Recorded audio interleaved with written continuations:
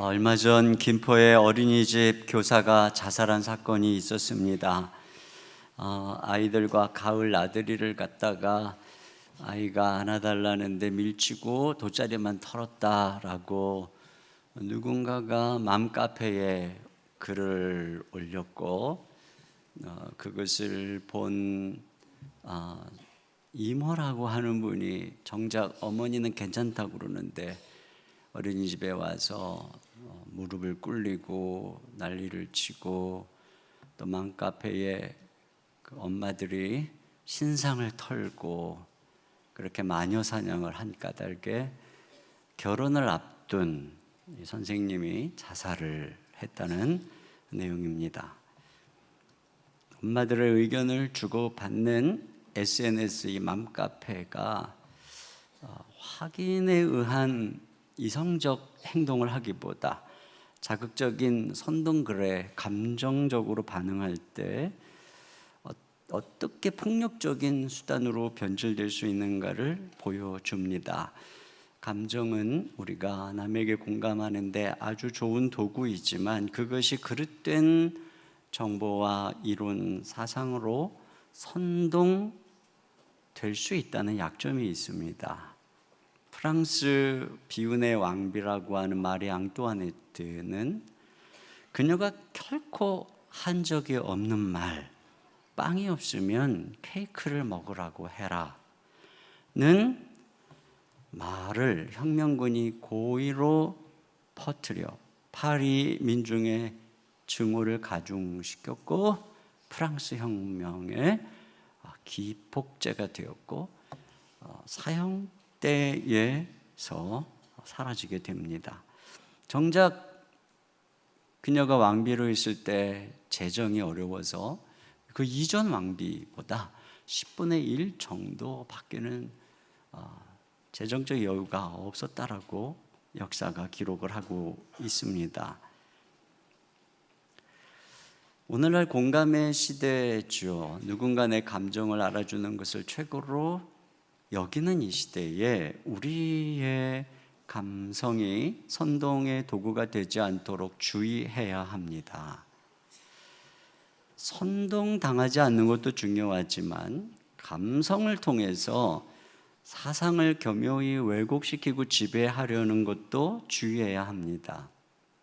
문학, 영화, 예술의 이름으로 얼마나 많은 불륜이 낭만적으로 그려지고 그것을 금하는 전통 가치가 인간의 자유를 억압하는 존재로 그려지고 있나요?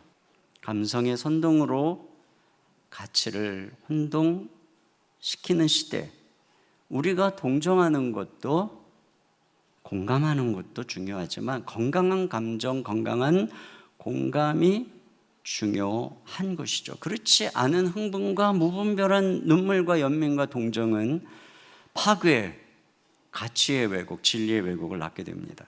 그런 면에서 오늘 우리가 아주 낯선 하나의 감정 앞에 서게 되는데요. 이것은 다윗의 감정입니다. 지금까지 줄곧 다윗의 삶의 스토리를 함께 추적한 분들은 지금 이 순간 그를 지독히 쫓았던 원수 사울이 죽었다는 소식 앞에 다윗이 슬퍼하는 이 내용에 감정이입이 잘 안 됩니다. 사울이 죽었다는 소식을 듣고 다윗이 보인 첫 반응을 한번 보십시오. 11절 12절 다 같이요. 시작. 이에 다윗이 자기 옷을 잡아 찢음에 함께 있는 모든 사람도 그리하고 사울과 그의 아들 요나단과 여호와의 백성과 이스라엘 족속이 칼의 죽음으로 말미암아 저녁 때까지 슬퍼하여 울며 금식하니라. 우리가 생각할 때는 평생 나를 죽이려 쫓던 원수가 죽었으니 너무 기쁘다, 내지는 이렇게 노골적으로 즐거움을 표현하지는 못해도 오늘 본문처럼 옷을 찢고 저녁까지 아무것도 안 먹고 울기만 하는, 이건 이해가 안 되는 거예요. 이것을 정치적인 제스처라고 하기에는 지금 여기가 시글락입니다. 여기에 그와 함께하고 있는 백성들은 전부 사울에게 피해와 상처를 입은 사람들입니다. 오히려 정치적인 쇼라면 이렇게 슬퍼하면 안 되는 거죠. 그런데 최소한 이 시글락에서, 그리고 듣자마자 옷을 찢고 이렇게 하루 종일 슬퍼 울고, 그리고 이러한 조가를, 시를 쓰는 이 모습, 이것의 노랫말은 그의 진심입니다. 그런데 문제는 뭐냐면 이러한 다윗의 감정에 이입이 안 되는 우리 자신이지요. 우리는 보통 일반 사람들이 느끼는 정상적 감정에 무덤덤하고 잘 반응을 하지 못하는 사람을 사이코패스 내지는 소시오패스라고 합니다. 그렇다면 이 성경에 나타나는 영적인 하나님의 사람의 감정을 이해하지 못하는 사람은 뭐라고 해야 될까요? 하나님께서 우리를 보실 때 울어야 할 것에 울지 못하고 기뻐해야 될 것에 기뻐하지 못하는 우리를 보고 하나님이 우리를 영적인 사이코패스로 보고 계시지는 않을까요? 스스로는 옳다 여기고 때로는 울고 때로는 기쁘고 때로는 흥분하지만 하나님이 보실 때 우리의 이 병든 감정의 왜곡, 이것을 병들고 변질된 모습으로 판단하지는 않을까요? 그것을 함께 진단해 보기를 원합니다. 첫째로 오늘 다윗이 추구한 인간관계와 우정에 대한 부분인데요, 제가 이 말씀을 보면서 다윗이 좀 야박하다라고 느끼는 부분은 이 아말렉 청년에 대한 반응인데요, 그 아말렉 청년이 다윗에게 사울이 죽었다고 소식을 가지고 온 청년입니다. 앞으로 읽지는 않았지만 앞에 보면 그의 말에 의하면 자기가 전쟁터에서 아직 죽지 않고 창에 기대어 있는 사울을 죽였고 그의 부탁대로, 그리고 그 머리에 있는 왕관과 팔찌를 가지고 이제 증표로 갖고 온 것이죠.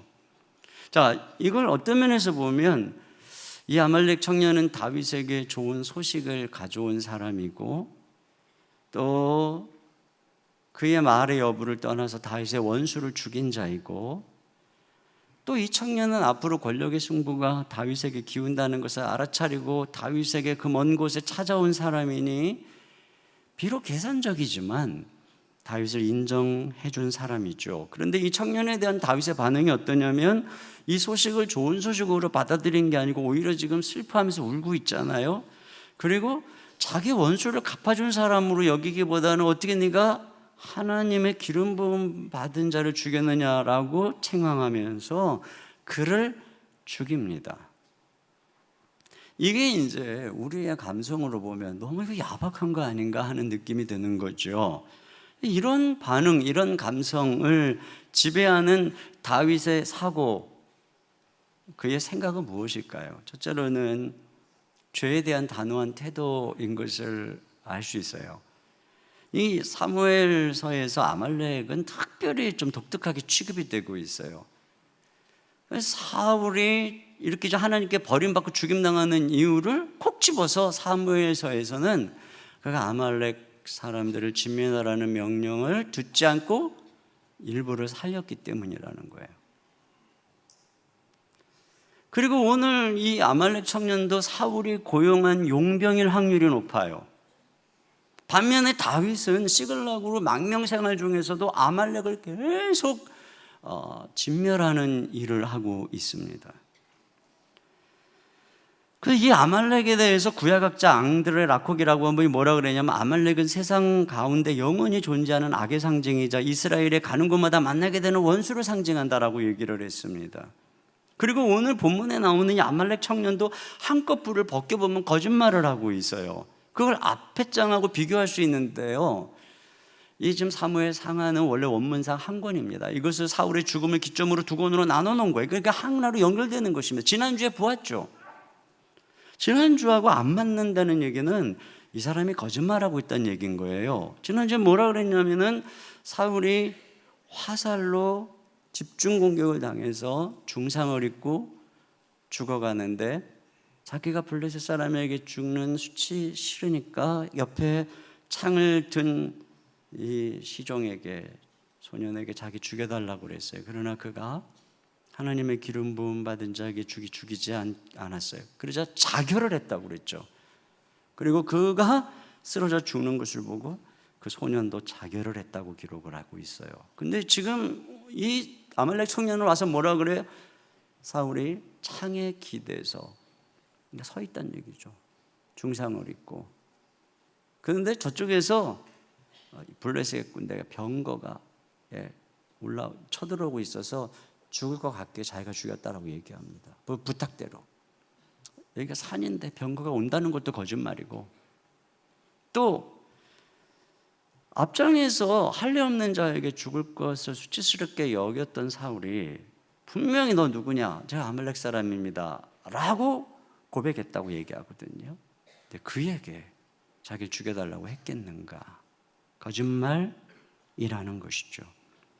오히려 이 청년은 자기가 이스라엘 용병임에도 불구하고 전세가 기울자 도망쳤고 이제 다 엎드러져 죽은 그곳에 블레셋 사람보다 먼저 전리품을 취하려고 뒤지다가 우연히 사울을 발견했고 그의 왕관과 그의 팔찌를 취해서 이걸 어떻게 요견하겠을까 하다가 다윗을 찾아갔다라고 이해할 수 있습니다.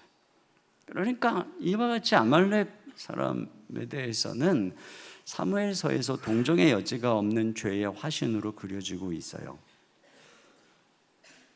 그러니까 죄가 지금 이와 같이 요 순간에 다윗에게 틈타고 있지요. 그러니까 사울이 죽고 다윗이 인간적으로 선동되기 쉬운 순간입니다. 기분이 으쓱. 그 순간 하나님께서 죽이라고 한 아말렉, 바로 그 죄가 그에게 좋은 소식을 가지고 오는 것이죠. 그러니까 죄는 이렇게 다윗을 위하는 척하고 그의 원수를 처리해 주는 척하면서 그를 부추기면서 그의 삶에 들어오는 거죠. 이게 어려운 거죠.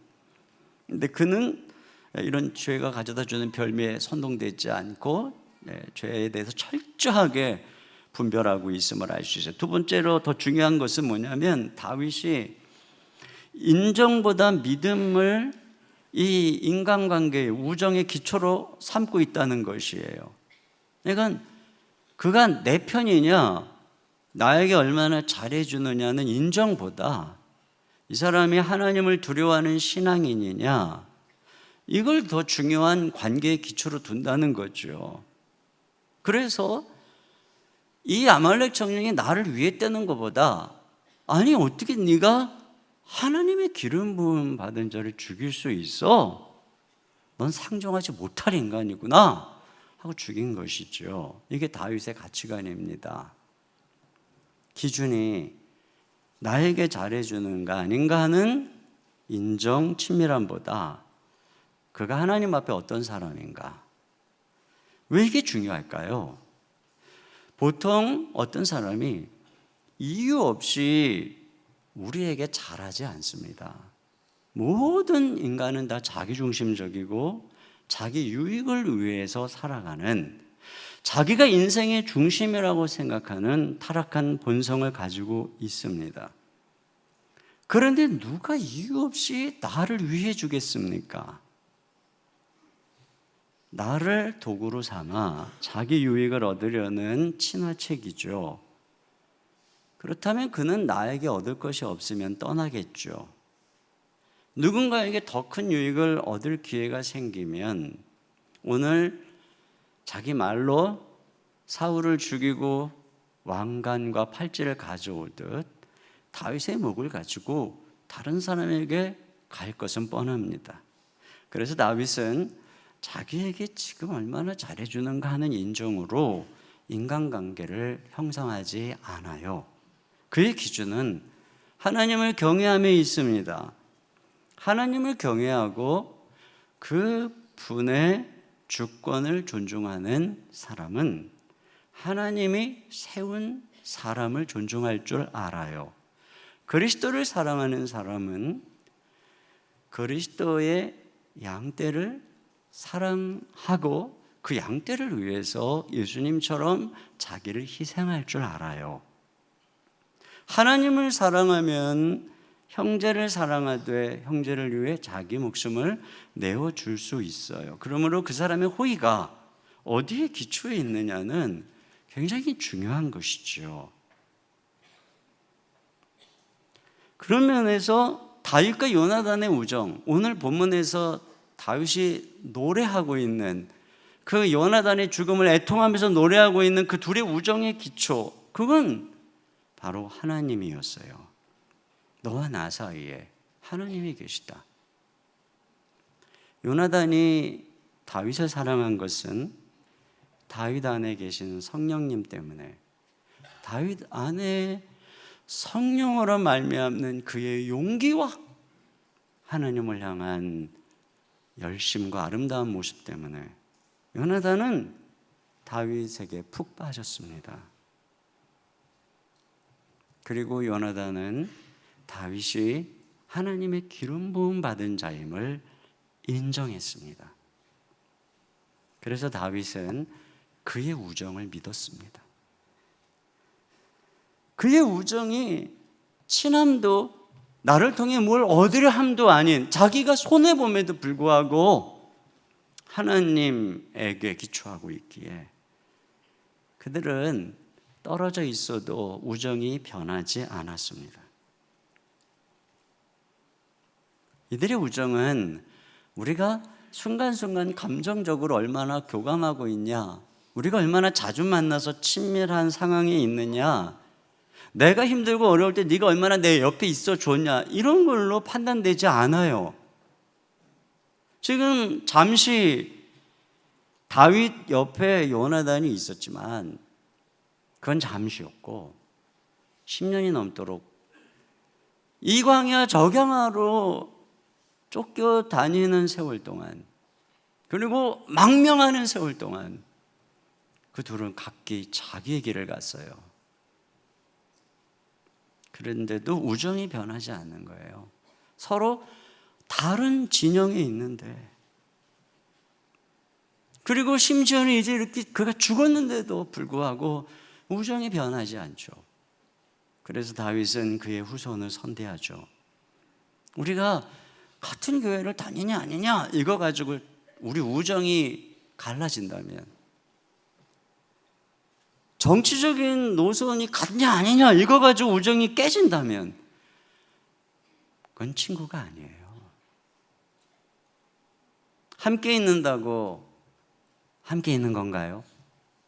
날 만나야 하고 너와 내가 맨날 같은 의견을 가져야 되고 조금 다르면 오해하고, 이건 얄팍한 관계죠. 이건 친구가 아니에요. 중국의 관중과 포숙의 우정의 이야기가 아주 유명하죠. 관중이 그의 친구 포숙의 우정에 대해서 이렇게 묘사를 했어요. 포숙과 장사할 때 나는 항상 더 많은 목을 차지했지만 포숙은 나를 욕심쟁이라 하지 않았다. 내가 가난한 것을 알았기 때문이다.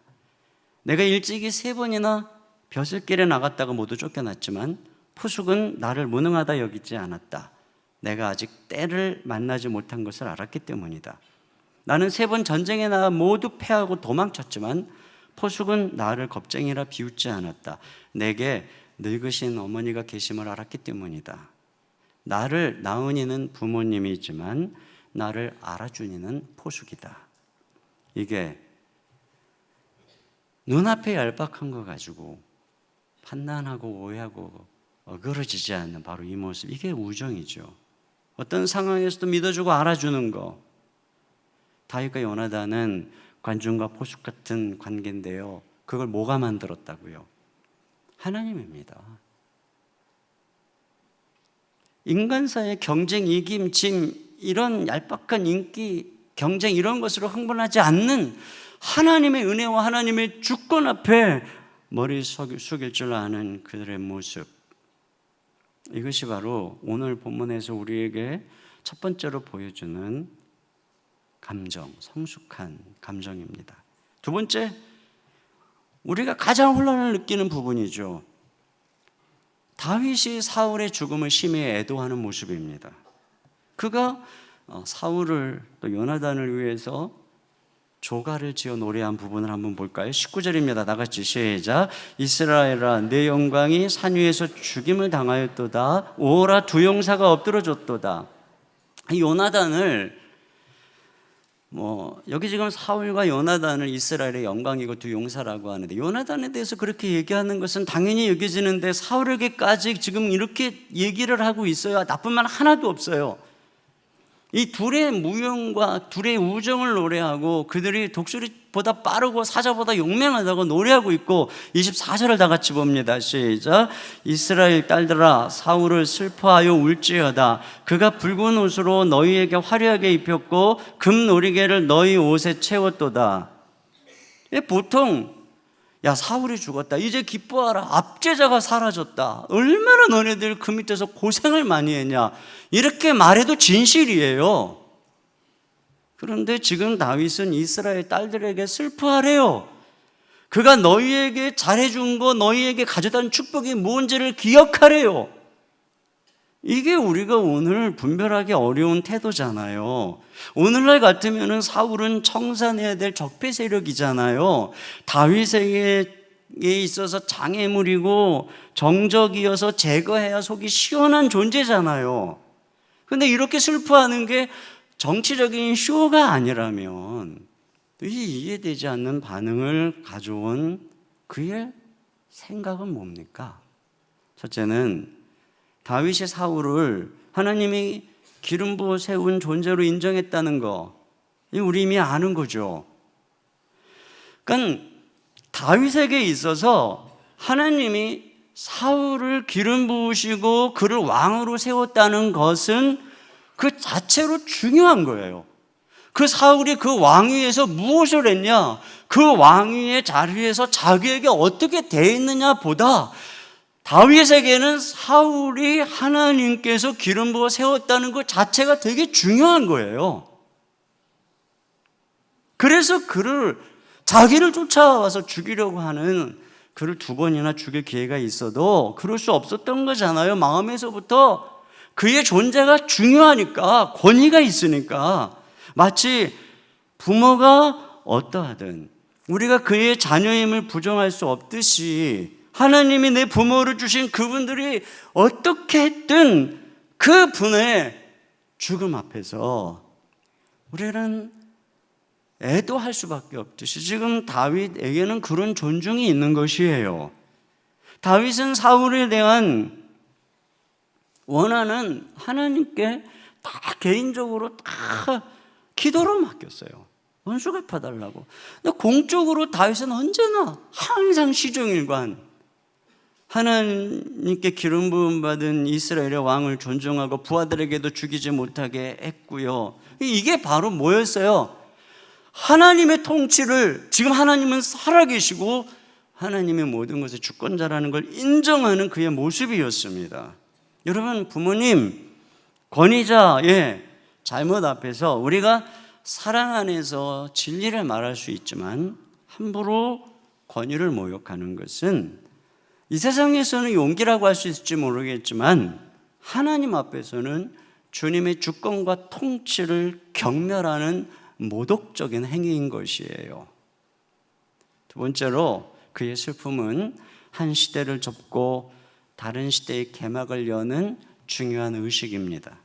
심리학적으로요, 슬픔이 참 중요합니다. 어느 심리학자가 슬픔을 정의하기를, 슬픔은 페이지를 넘기고 다음 단계로 넘어가야 할 때의 애도 과정이다. 슬픔은 단순히 삶의 기쁨을 상실한 상태가 아니라 문서화하고 보존화하는 기제다. 슬퍼하면서 그걸 대면하고 직면하고 문서화하고 보존하는 것. 그래서 다윗은 이 노래를 지을 뿐 아니라 이것을 이스라엘에게 가르치고 노래하라고 말하고 있어요.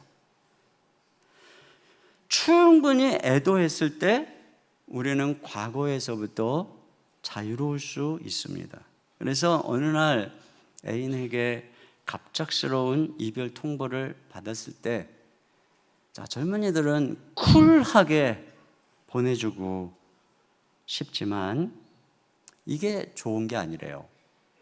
쿨하게 웃으면서 이렇게 이별을 서둘러 덮어버림으로써 애도하지 못한 사람들이 오히려 그게 상처가 돼서 다른 사람 못 만난다고 합니다.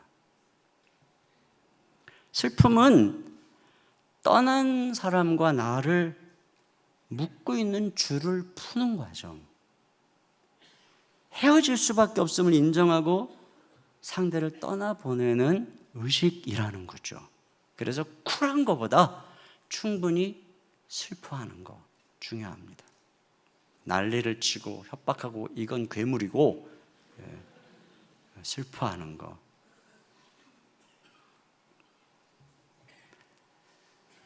우리는 아픈 과거를 부정해 버리는데 익숙해요. 여러분, 할아버지, 할머니, 어머니, 아버지는 그냥 내 혈육이 아니고 나의 탄생의 기초고 잉태한 성장한 시대 그 자체입니다. 그래서 우리가 상처로 그분들을 부정하면 우리는 내 인생의 일부분을 잃어버리는 겁니다. 나를 사랑했던 아빠에 대한 추억을 만약에 그분의 외도로 깡그리 쓸어버린다면 나는 내 삶을, 내 인생의 발판을 잃어버리는 것입니다. 어머니에게 그랬다도 더 하겠죠. 그래서 애도하는 겁니다. 죽음 앞에서, 오늘 죽음 앞에서, 아니 우리 일반적으로 죽음 앞에서 그의 과오는 다 잊어버리고 그의 공을 생각하고 추억하죠. 아픈 건 아픈 것대로 아파하면서, 참 저는 이게 좋은 전통이라고 생각합니다. 이렇게 애도함으로써 비로소 우리는 매듭을 풀고 이건 그분들의 삶이었구나 하고 그대로 존중하며 새롭게 출발할 수 있어요. 다윗은 사울을 지워버리고 폐기해야 될 역사로 생각하지 않고 지금 보존하고 계승합니다. 그래서 드디어 이 슬픔 속에서 이 페이지가 넘어가는 거예요. 지금 이 사울의 시대와 다윗의 시대를 가르는 페이지에 이 슬픔이 있잖아요. 드디어 이 슬픔 속에서 다윗의 시대의 이야기가 기록되고 있는 거죠. 나를 잉태한 시대를 애도하지 못하고 어떻게 내 시대를 써갈 수 있으며 내 이전의 시대를 인정하지 못하고 어떻게 새로운 시대를 써갈 수가 있겠어요. 얼마 전에 사랑의 교회 후배 목사님이 찾아온 적이 있어요. 이분이 한 1000여 명 모이는 건강한 교회 부임을 가셨어요. 가신 지 한 1년 조금 됐는데 저에게 이제 목회 상담차 오셨어요. 그러면서 하시는 말씀이 교회 본당 리모델링을 생각하고 있는데 어떻게 하면 좋을까요? 하고 저에게 자문을 구했습니다. 그래서 제가 그분에게 이렇게 얘기를 했어요. 저 같으면 먼저 최소한 3년 이상은 그 교회를 배우겠어요. 그 원로 목사님과 교인이 목사님과 제가 있었던 수만 명이 모이는 그 사랑의 교회처럼 거대한 교회는 아니지만 건강한 교회를 세워 오신 그분들의 역사를 배우고 그러기 위해서 헤쳐야 나가야 했던 어려움을 이해하고 그분들의 소중한 헌신을 알아주겠어요. 원로 목사님이 해오신 모든 사역을 깊이 공감하고 존중하는 법을 배우겠어요. 그래서 당신의 설교에서 당신들이 했던 건 다 틀렸어. 시대가 지났어. 내가 저 어마어마하게 큰 교회에서 배우고 왔으니 이제부터 내 말을 들으시오 라는 점령군 냄새 내지 말고 최소 3년 동안은 그들이 해온 것을 공감하고 존경하고 애쓴 것을 치하하고, 물론 목사님이 은퇴했고 그분하고 헤어져 있어서 섭섭하는 그들의 마음을 공감하고 애도하고 그러겠어요. 그러면 어느 순간 그들이 목사님과 하나 됐다고 느낄 거예요. 그때 해도 안 늦을 텐데 리모델링 하는 게 그렇게 급한가요? 라고 얘기했어요. 그랬더니 그 목사님이 저에게 진짜 감사하다고 고개를 굽벅 그러면서 이렇게 얘기했어요. 목사님 말을 듣다 보니 자기가 지난 1년 동안 정말 무슨 설교를 했는지 깊이 반성하게 된다고요. 사울의 죽음을 애도하지 못하면 다윗은 사울의 왕국을, 사울을 중심으로 하는 이 10지파를 품을 수가 없어요. 그러면 결코 다윗은 통일 왕국의 왕이 되지 못했겠죠. 한 개인의 아픔과 원한에만 집중을 하고 사울이라는 왕을 그저 폐기 처분할, 사라져야 할 악으로 규정했다면 그를 따르던 백성들, 그 슬픔에 힘들어하는 그들과의 영원한 골이 생겨서 다윗은 결단코 통일왕국을 이루지 못했을 것이에요. 리더에게, 정치 지도자에게는 이와 같이 가져야 되는 공적인 감정이 있습니다. 그가 사사로운 감정으로 표현을 공공연하게 한다면 그것으로 인해서 나라는 4분 5일 찢어지는 것이에요. 여러분, 자녀는 똑같이 이처럼 부모에게 가져야 되는 공적인 감정이 있어요. 부모에게 받은 잘못, 그에게 받은 상처, 이것만 생각한다면 여러분은 너무 이기적이고 개인적인 것입니다.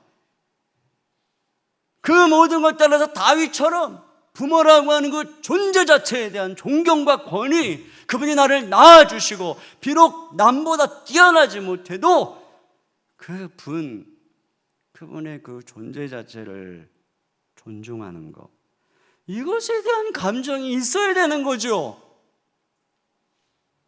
나에게 하나님이 허락하신 아버지, 어머니의 존재를 한번 깊이 생각해 보세요. 그렇다면 그분이 그 시대에 그렇게 부모로부터 그렇게 배웠고 자랐던 그분이 우리를 이만큼 이끌며 살아오셨던 그분들을 이해하게 될 거예요. 이해하게 되면 그분들이 결코 초라하고 창피하고 부끄러운 분이 아닐 거예요. 이렇게 그분들을 추억하고 애도하고 오늘 다윗처럼 이야기할 때 비로소 우리는 우리 시대를 찾는 거예요.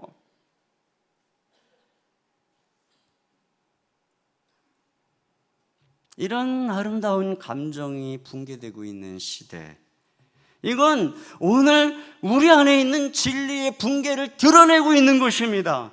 하나님의 권위와 말씀, 진리, 이 믿음의 붕괴, 그리고 다른 사상과 다른 세상의 잘못된 이론들로 심령을 채우니까 이런 감정이 아닌 괴물 같은 감정이 이 시대를 지배하고 있어요.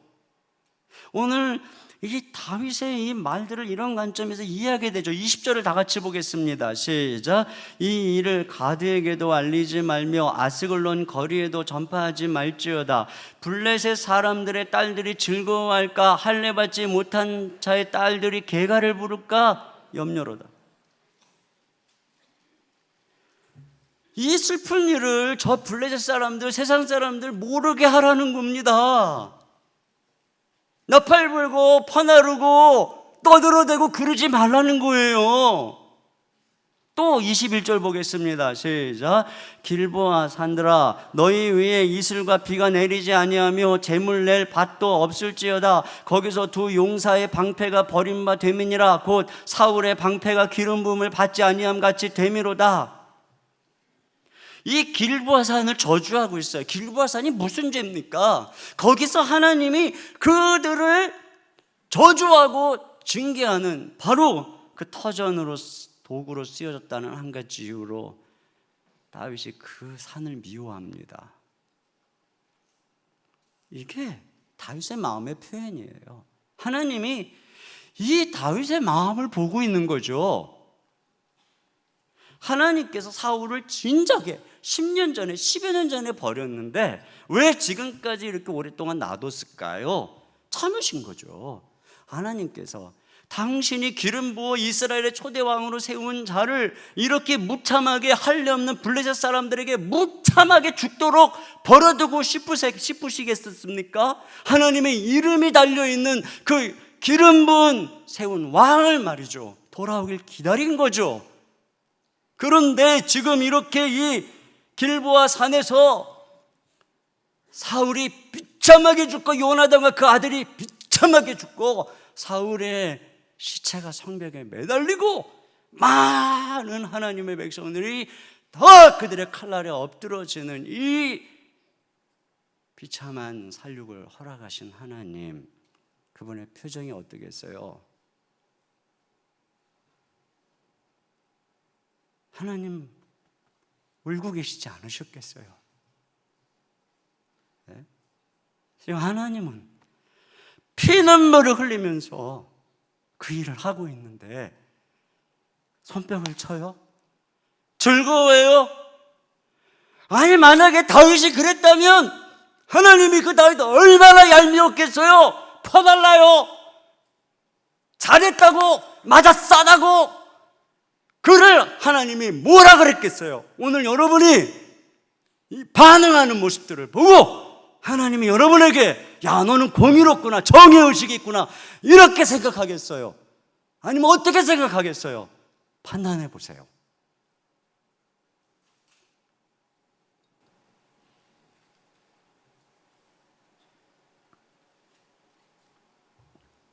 세 번째로, 우리는 누군가의 기억 속에서 존재합니다. 어떤 분이 이런 얘기를 했어요. 죽은 사람보다 더 불쌍한 사람은 잊혀진 사람이다. 그렇죠. 여러분, 살아있어도 모두에게 잊혀진 사람은 사실상 거기 없는 것과 같아요. 하지만 죽었어도 누군가 그를 기억하고 있다면 그는 여전히 이 세상에 존재하고 있어요. 그런 면에서요, 이 세상에서 나를 기억하는 마지막 그 사람이 숨을 거두는 순간 우리는 이 세상에서의 삶을 완전히 마감하는 거예요. 이렇게 우리는 누군가의 기억 속에서 존재합니다. 그리고 그가 나를 어떻게 기억해 주는가가 이 세상에서의 나의 모습이죠. 근데 그런 면에서요, 다윗은 이렇게 비참하게 죽은 이 사울과 요나단을 너무 아름답게 기억해 주고 있어요.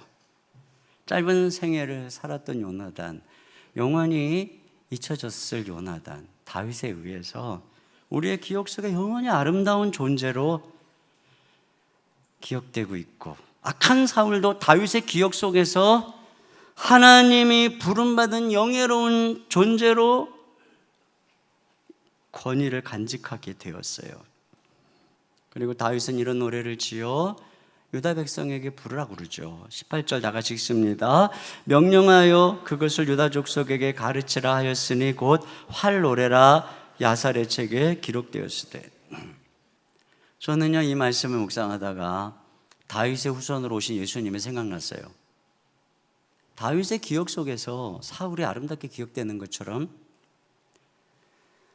그리스도의 기억 속에서 우리가 아름답게 기억됩니다. 예수님이 우리의 모든 죄를 다 짊어지셨기 때문에 그분의 기억 속에서 우리의 허물과 죄가 잊혀졌습니다. 그리고 우리의 선한 것만 기억되죠. 다윗이 요나단과 사울에 대해서 이 아름다운 시를 짓듯이 하나님 앞에서 예수님은 우리를 향한 아름다운 시를 지어주셨습니다. 그래서 그리스도 안에서 하나님 아버지는 우리 모든 죄가를 등 뒤로 저 바다 깊은 곳에 던져버리십니다. 잊어버리시죠.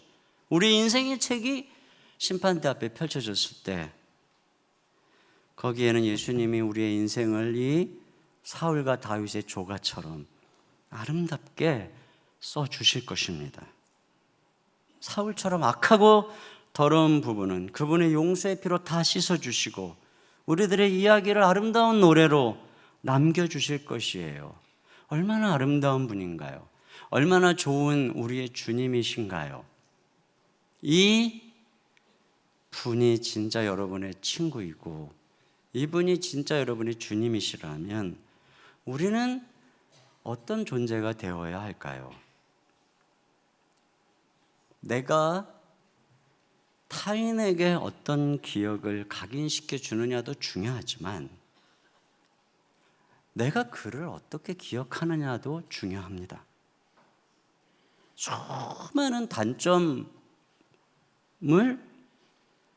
대수롭지 않은 사소한 것으로 여겨주고 내 장점을 크게 기억해 주는 친구, 내가 일으킨 말썽은 다 잊어버리고 나의 사랑스러운 모습만 기억해 주는 부모, 부모에게 받은 섭섭함과 상처는 깡그리 잊어버리고 은혜만 기억하는 자녀.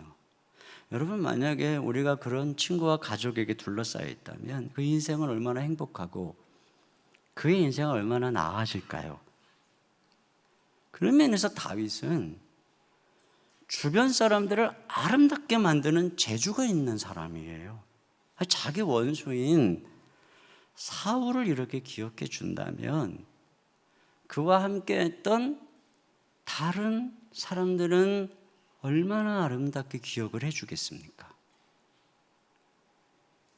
주변 사람을 좋은 사람으로 만드는 지도자가 있는 반면 주변 사람을 나쁜 사람으로 만드는 지도자가 있어요. 목사님들을 다 실패자로 만드는 교회가 있지만 목사님들을 끊임없는 격려 속에 성공하게 만드는 교회도 존재하고 대통령을 전부 실패자로 만드는 나라도 있고 전부 위대한 영웅으로 만드는 나라도 있어요. 누가 봐도 좋은 사람으로 평가받기 어려운 공동체도 있지만 누가 봐도 나쁜 사람으로 평가하지 않는 공동체도 있어요. 어떤 천재도 만들어질 수 있는 나라가 있지만 어떤 천재도 살아남기 어려운 나라를 떠나야 되는 그런 나라도 있어요. 이렇게 개인적으로도 누구를 만나도 나쁘게 만드는 사람이 있는 반면 그 누구를 만나도 좋게 만드는 사람이 있어요. 이 말이 살해 분별도 못하고 악당도 천사로 생각해서 사기나 당하라는 말인가요? 그렇게 이해하실 분은 없으리라고 생각합니다. 분명한 것은 우리가 누군가 덮어주고 좋은 점을 격려해 줘서 여기까지 온 겁니다. 그리고 우리가 그렇게 할 수 있는 이유는 하나님의 은혜와 주권을 믿기 때문입니다. 다윗이 바보처럼 사울을 존중하는 이유는 그가 하나님의 주권을 믿고 그분에게 모든 심판을 부탁했기 때문에, 그래서 역사 속에서 다윗은 사울을 죽인 자, 처단한 자로 기억되지 않잖아요.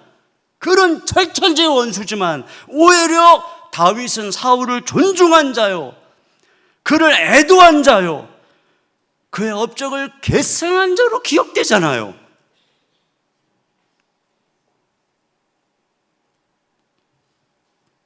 율법을 들이대고 투명 사회를 강조하며 모든 것을 드러내고 지적해야만 정의가 이루어진다라고 생각하는 것은 하나님의 통치와 은혜와 주권을 신뢰하지 않는 데서 비롯되는 것입니다. 하나님의 주권 아래서 다윗처럼 행동하기를 기다리며 하나님께 심판을 요청하며 우리는 하나님의 권위 아래 머무는 법을 배워야 합니다. 그때 통치가 이루어집니다. 그리고 그래야 하나님이 나를 이끄시는 그 은혜도 다른 사람에게 존중받아요.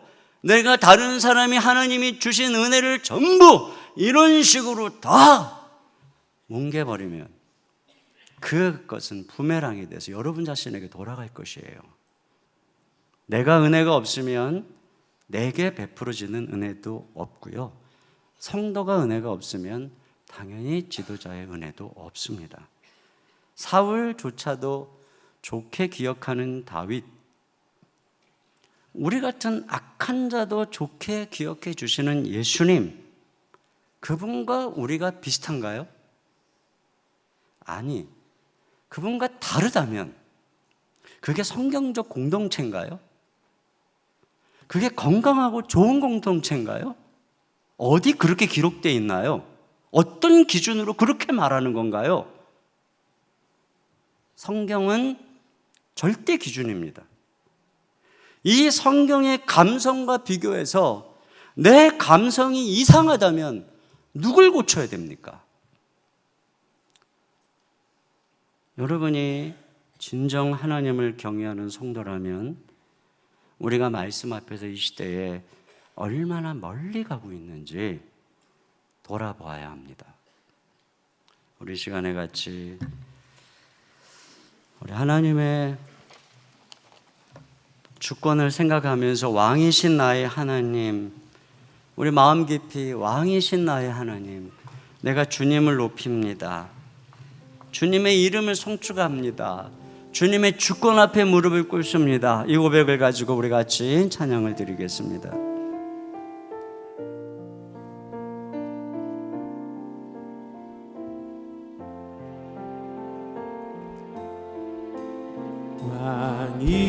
왕이신 나의 하나님, 내가 주를 높이고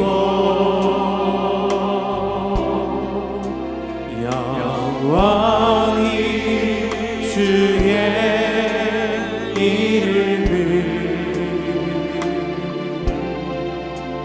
송축하리이다.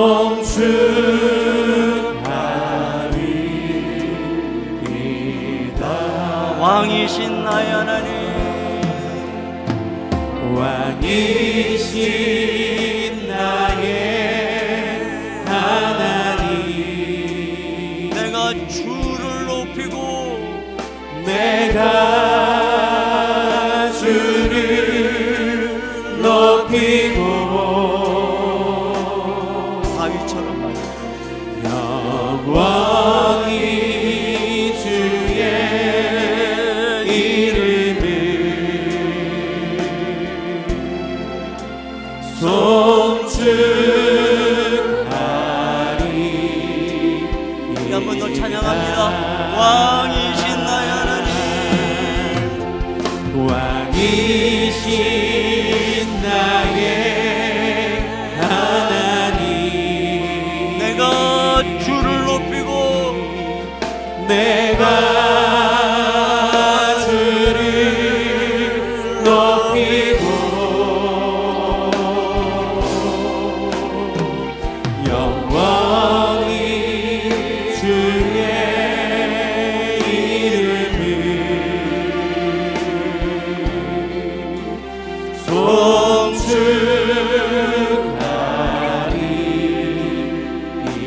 송축하리이다.